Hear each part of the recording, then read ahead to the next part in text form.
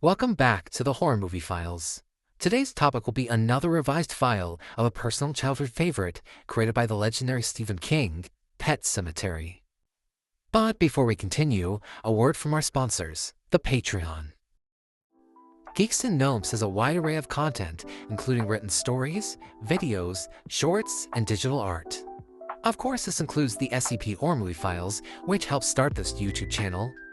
But I'd also like to advertise other more original projects in development, with my most recent being Astral Echoes, an ambitious but silly take on the grim dark science fantasy genre.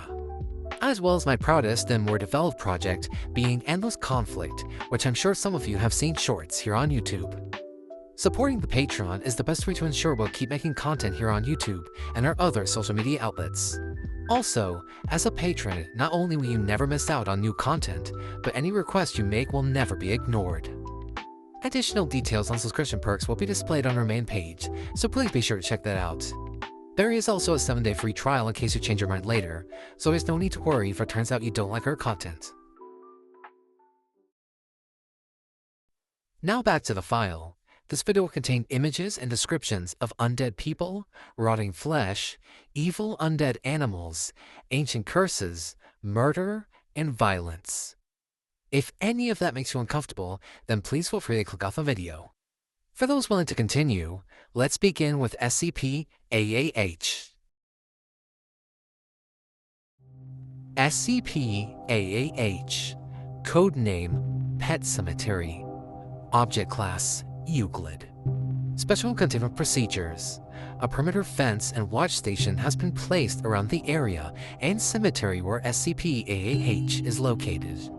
The watch station is employed by Foundation agents disguised as rangers to inform any wandering civilians to stay away. All locals have been notified in order to help spread the word to newcomers to the area. The cover story being that SCP-AAH is a reserved Native American burial ground that by law is to not be disturbed by the public, which isn't far from the truth. Should someone breach into the containment of SCP-AAH, they are to be captured and interrogated.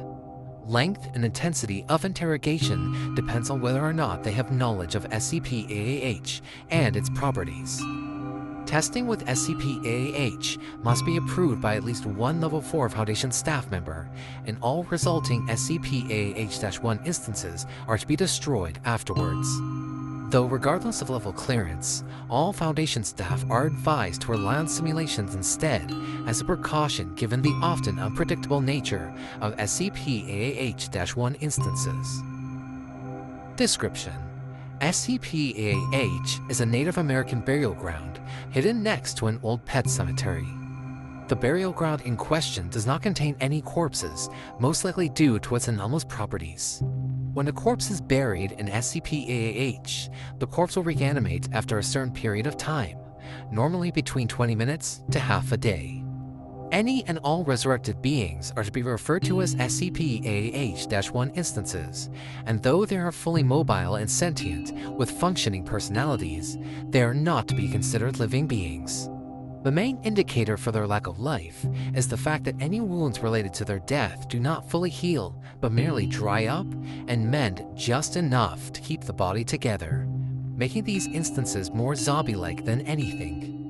Additionally, SCP-AAH-1 instances tend to have warped personalities. For example, a good-willed man will start to act like a delinquent, and a murderer will be inspired to become a doctor.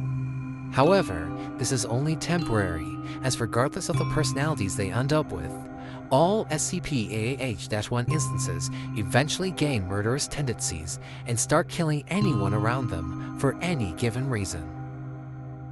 Upon killing someone, each SCP-AAH-1 instance will have the urge to take the body to SCP-AAH to be buried and naturally resurrected later as another instance.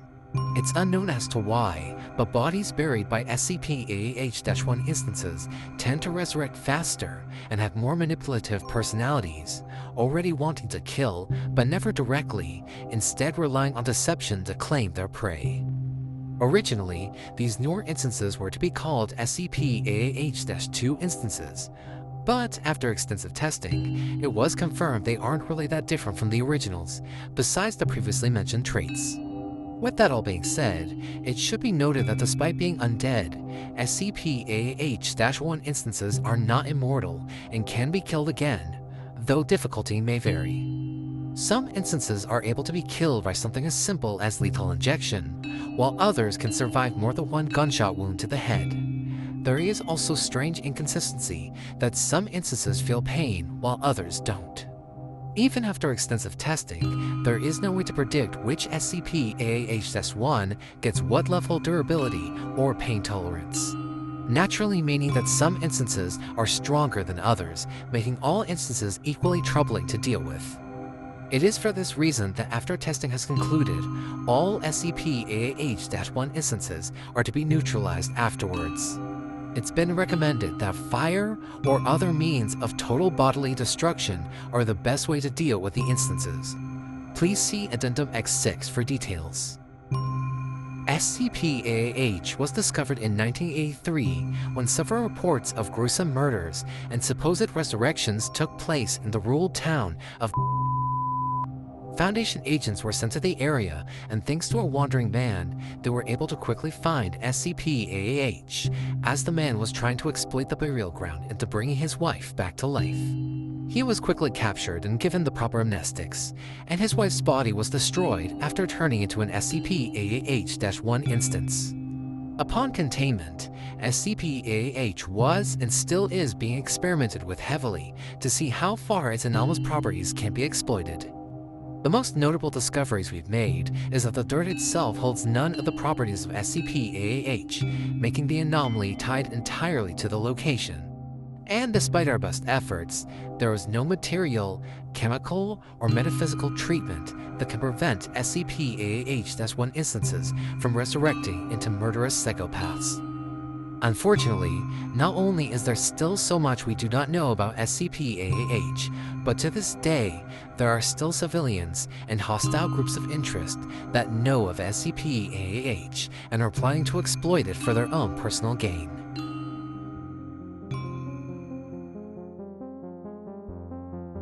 And that was SCP-AH. Thank you to everyone for watching this video to the end. Please subscribe to the channel if you haven't already, as I'm trying to reach a goal of 200 subscribers. But don't forget to leave a like on the video and comment down below what you thought. As I always say, all criticism is helpful to creators, so please don't hold back on your opinions. Also, please be sure to check the links in the description below, so you can follow me on all my social media outlets to stay up to date with all my content.